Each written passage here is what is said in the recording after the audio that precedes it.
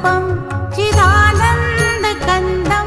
जगत्सम्भवस्थानसंहारहेतुं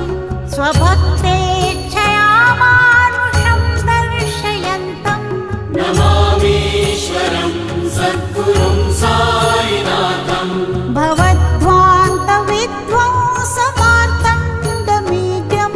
मनोवागतीतं मुनिर्ध्यानगम्यं जगत्